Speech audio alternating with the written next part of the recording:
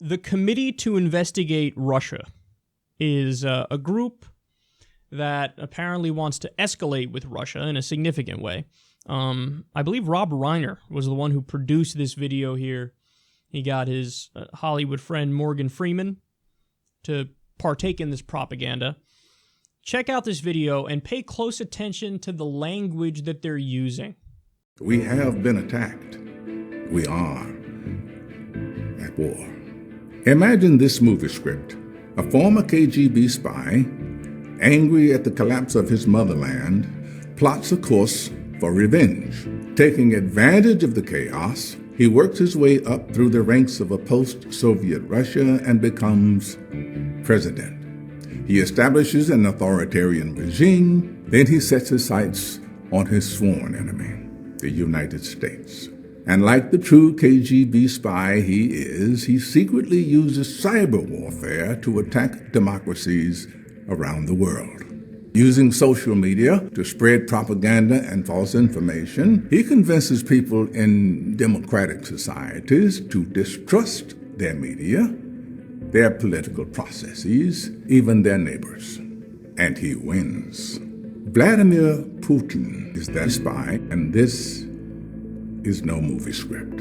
We need our president to speak directly to us and tell us the truth. We need him to sit behind the desk in the Oval Office and say, my fellow Americans, during this past election, we came under attack by the Russian government. I've called on Congress and our intelligence community to use every resource available to conduct a thorough investigation to determine exactly how this happened. The free world is counting on us for leadership. For 241 years, our democracy has been a shining example to the world of what we can all aspire to. And we owe it to the brave people who have fought and died to protect this great nation and save democracy. And we owe it to our future generations to continue the fight. Okay. That's just McCarthyism. That's what that is. I mean, this is now Hollywood Democrats 100% buying into the old school McCarthyism where they used to be on the other side of it. I mean, you know, the Red Scare from back in the day. Do you know any communists? Are you a communist? Do you affiliate with anybody who's a communist? You know, maybe we should blacklist people whose political views are not ones that we like. You have to understand the menace that we're dealing with here, with the Soviet Union. This is McCarthyism 101. Now they're doing it, and they're on the side of the McCarthyists. Look at the language, man. We have been attacked. We're at war. What? We're at war with Russia? Really? I mean, that's dangerous talk. Now, Rob Reiner, when he was pressed on this, of all people, by Tucker Carlson, he was like, no, I'm talking about cyber war. That didn't fucking make it clear.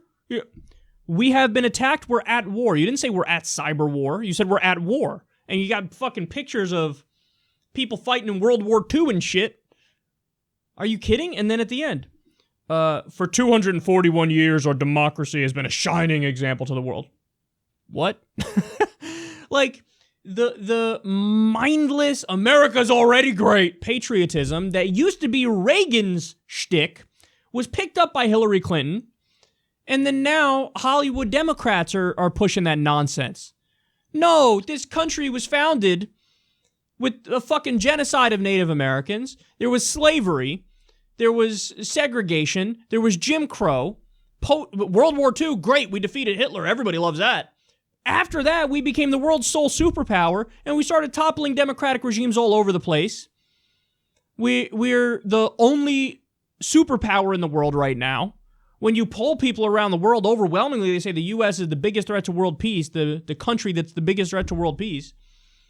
So, the Iraq War, Afghanistan, really? We have to go into this torture? We have to discuss all this? But no, now the Hollywood Democratic position is, for 241 years, our democracy has been a shining example to the world in every way. And now we have to continue the fight. Continue the fight to preserve democracy.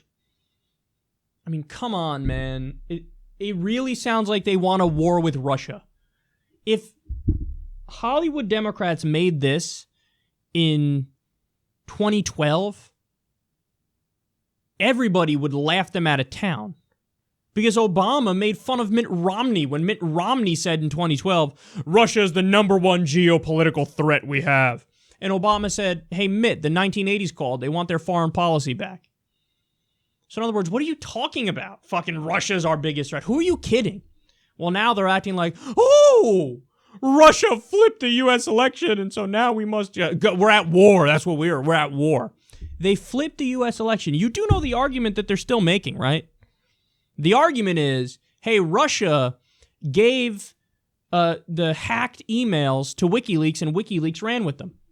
So in other words, the emails are true. Nobody's disputing that, hey, this isn't real. No, that's real. It was really internal DNC emails, and you see what Hillary Clinton said. You got Hillary Clinton's speeches. You got Donna Brazile, Debbie Wasserman Schultz.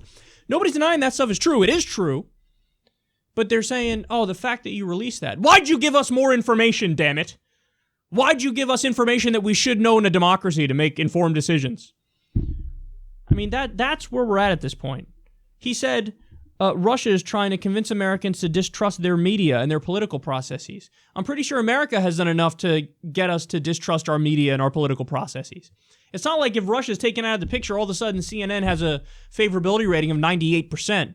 It's at historic lows, support of the mainstream media, because they suck at their fucking job. They're horrible at doing their job. They're part of the establishment. They're part of the elite insider crowd. They're not looking out for the American people. They're not covering serious issues. Yeah, oh, Russia got us to distrust our political processes. How about the DNC got us to distrust our political processes because we learned that Debbie Wasserman Schultz pressured the media to give Hillary Clinton better coverage. We learned that Donna Brazile was leaking questions to Hillary Clinton during the Democratic primary. We learned that they tried to hide the debates to suppress Bernie Sanders' messages and his chances. We learned from the DNC fraud lawsuit that the DNC admitted in court, if we want to, we can have a smoke-filled back room and push whatever candidate we want. We don't even have to guarantee an equal open process and giving all the candidates a fair shot. How about the political process itself is why people distrust the political process? How about the media itself is why people distrust the media? But no, scapegoat 101. Blame Russia. Blame Russia. Russia's the one that made Hillary Clinton say, I want totally open trade borders, which is like TPP and NAFTA on steroids. Russia's the one that made Hillary Clinton say, you know, there's really like a sense of bigotry and intolerance against rich people in America. Russia made her say that. Russia made her say, you know, we should have went and intervened in the elections in Gaza. Russia made her say that. Russia made her support NAFTA. Russia made her support deregulation of Wall Street. Russia made her support Libya, intervention in Libya and in Syria. Russia made her support the Iraq War and the Patriot Act. Stop with the motherfucking scapegoating. And stop escalating over petty politics. Stop. You're poking a nuclear power with a stick. Liberals used to be 100% against this. Why would we escalate? That's so stupid. That's what the Republicans are for. So now you have an alliance between neocons and Hollywood Democrats. Don't go down that rabbit hole, man. It does not end well. Don't go down that rabbit hole. We got to stop scapegoating and pretending like the reason Donald Trump happened and all this horribleness is Russia. Or not. Or Hillary was just a horrendous candidate. And we should run a populist left candidate against him in 2020. That's the only answer.